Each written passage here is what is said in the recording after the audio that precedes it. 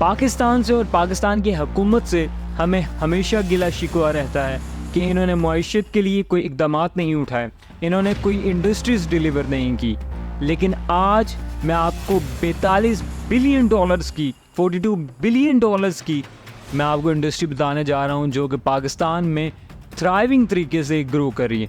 Video complete लाजमी देखिएगा और सपोर्ट लाजमी कीजिएगा, हमें इंतज़ार रहेगा। पाकिस्तान की किसी भी मेजर सिटी में आप चले जाएँ, आप कोई काम करने बाहर जाते हैं तो हर 1-2 मिनट बाद कोई ना कोई आपकी खिड़की ज़रूर खड़काएगा। ऐसा क्यों है अभी मैं आपको बताता हूँ, ये फैक्ट्स देखिए। आपको रिसेंटली एक केस भी याद होगा शौकत का मुल्तान से, जिसने अपनी इंश्योरेंस करवाई 1 करोड़ रुपए की। जब उससे पूछा गया कि क्या काम करते हो, किसी जगह पे उसने बता दिया कि बैगिंग का और किसी जगह पे उसने नहीं बताया। तो FBI ने जब उसको नोटिस भेजा कि अपना सोर्स ऑफ इनकम डिक्लेयर करो, कहाँ से इनकम कमाते हो, तो वो उड़न छू हो गया। उसके अलावा गजनफर जड़ावाला से आखिर इनके पास लाखों करोड़ रुपए, महल्लात, कोठियाँ कहाँ से आ रही हैं। ये डॉन न्यूज़ की भी रिपोर्ट हम देख लेते हैं। इनके कहने के मुताबिक 38 मिलियन बैगर्स पाकिस्तान में मौजूद हैं, यानी 4 करोड़। पाकिस्तान की आबादी जो है 24 करोड़ है, जिसमें से 4 करोड़ पाकिस्तान में बैगर्स मौजूद हैं। इसलिए आपको हर जगह बैगर्स नज़र आते हैं। और इनकी इनकम भी देख लेते हैं कि डेली बेसिस पे, मंथली बेसिस पे और एनुअल बेसिस पे कितना कमा रहे हैं। पाकिस्तान में कराची में डेली बेसिस पे लगभग 2 से 3 हज़ार रुपये ये कमा रहे हैं। लाहौर में 1400 रुपये और इस्लामाबाद में लगभग 900 रुपये के करीब कमा रहे हैं। इसमें मेजर फैक्टर क्या है, कैसे इस्लामाबाद में क्यों कम है, क्योंकि रूल्स एंड रेगुलेशन भी है समाओ, लेकिन ट्रैफिक का फैक्टर मोस्ट एसेंशियल है। यहाँ पे कराची में जगह जगह पे रोड्स ख़राब होने की वजह से, जगह जगह पे ट्रैफिक होने की वजह से ये लोगों को अप्रोच करते हैं और इनके लिए आसानी होती है उनको अप्रोच करना, और इमोशनली ये इफ़ेक्ट करते हुए सेंसेशनली ये उनसे फिर भीख मांगते हैं। जबकि इस्लामाबाद में इनको उस तरीके से मौका नहीं मिलता, तो इसलिए इनकी एवरेज जो है वो 900 के करीब है। अब इनका जो एनुअल रेवेन्यू है वो लगभग 42 बिलियन डॉलर के करीब है, जो कि IT एक्सपोर्ट इंडस्ट्री से भी बड़ा है। IT भी 3.9 बिलियन डॉलर के करीब कमाती है और ये 42 बिलियन डॉलर कमा रही है। अगर इतनी मेजर लेवल पे क्राइम हो रहा है पाकिस्तान में, बेशक ऑर्गेनाइज्ड है, इसको सपोर्ट भी हासिल है, क्राइम तो है, एग्जिस्ट तो करता है, तो लॉ एंड ऑर्डर की सिचुएशन क्या है, इसको फॉलो क्यों नहीं किया जा रहा। वैग्रेंसी एक्ट के तहत, PPC के तहत और बाकी जो एक्ट एंड ऑर्डिनेंसेस हैं उनके तहत ये सज़ाएं इनको हो सकती हैं। और कंक्लूजन में चाहे वो खुद बैगिंग करते हैं या किसी और के ज़रिए से करते हैं, इनको 3 साल तक के लिए सज़ा हो सकती है। ये इतना ऑर्गेनाइज्ड वेल मैनेज सिस्टम और क्राइम बन चुका है।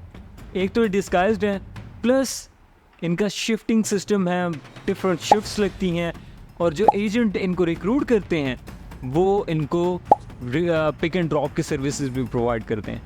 अब हर इंडस्ट्री जब लोकली वर्किंग कर रही होती है तो वो एक्सपोर्ट भी कर रही होती है। तो ये इंडस्ट्री क्या एक्सपोर्ट कर रही है, ये बैगिंग और बैगर्स एक्सपोर्ट कर रही हैं। ईरान में, इराक में, सऊदी अरेबिया में और जापान में भी, बाकी कंट्रीज़ में भी, लेकिन स्पेशली इन दीज कंट्रीज़ ये बैगर्स एक्सपोर्ट कर रहे हैं। अब बीच में माफियाज़ और एजेंट्स इन्वॉल्व होते हैं। एजेंट्स इनको फ्री टिकट प्रोवाइड करते हैं, आने जाने का खर्चा वगैरह देखते हैं, और इनके साथ एक कमिटमेंट करते हैं कि ये टारगेट आपने अचीव करना है और उसमें से 50% कमीशन हमारा होगा।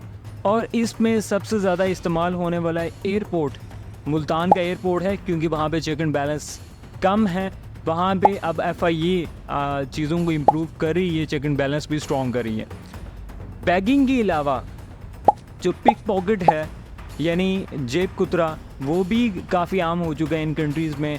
हरम में जो रिसेंटली भी केस हुआ था, वहाँ पर भी उनको मेजरली पाकिस्तानी पाए गए थे और कन्विक्ट भी किया गया था। और 2.5 साल की रिपोर्ट सेनेट में पेश की गई है, जिसमें 44,000 लोग बैगर्स इस प्रोफेशन से पकड़े गए हैं।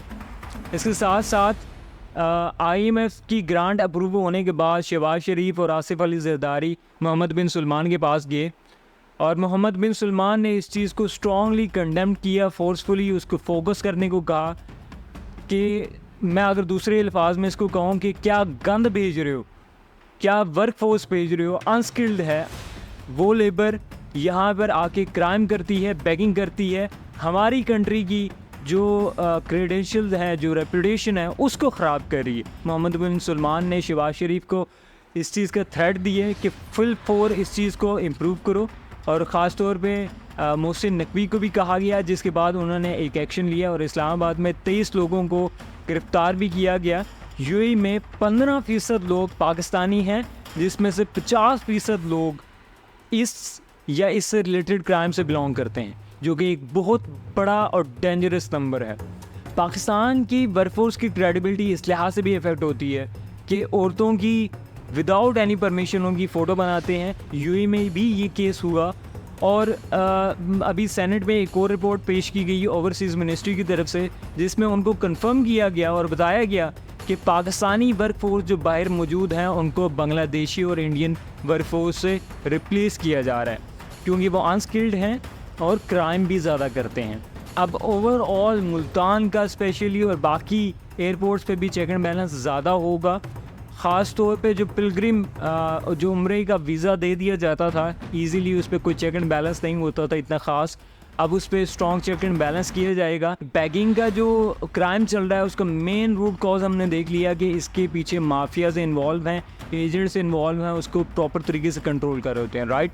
लेकिन इसके अलावा कुछ और फैक्टर्स भी हैं जो इसको इन्फ्लुएंस करते हैं, जैसे पाकिस्तान का जो इकोनॉमी सिस्टम है वो क्राइसिस में गया है, प्लस इन्फ्लेशन ज़्यादा हुई है, लिविंग स्टैंडर्ड्स जो हैं यहाँ पे थोड़े से डाउन है, प्लस अनएम्प्लॉयमेंट होने की वजह से, यहाँ पे जॉब्स ना होने की वजह से या स्किल ना प्रोवाइड की जाने की वजह से पाकिस्तान से लोग बाहर जाते हैं कि जल्दी रेवेन्यू कमाएंगे, और वहाँ पे फिर वो बैगिंग करते हैं। अब हमें क्या करना होगा, इदारे अपनी जगह पे काम कर रहे हैं, अलार्मिंग सिचुएशन की तरह इसको कंट्रोल करें, प्लस इसके साथ लोगों को भी और आम आवाम को भी इस चीज़ को डिस्करेज करना होगा, क्रिटिकली एनालाइज करना होगा, और इमोशनल होने की ज़रूरत नहीं है, पहले उसकी सिचुएशन अंडरस्टैंड करें, देन अगर आपने उसकी सपोर्ट करनी है तो देखिएगा, लेकिन हर किसी को इस प्रोफेशन से जोड़ें मत।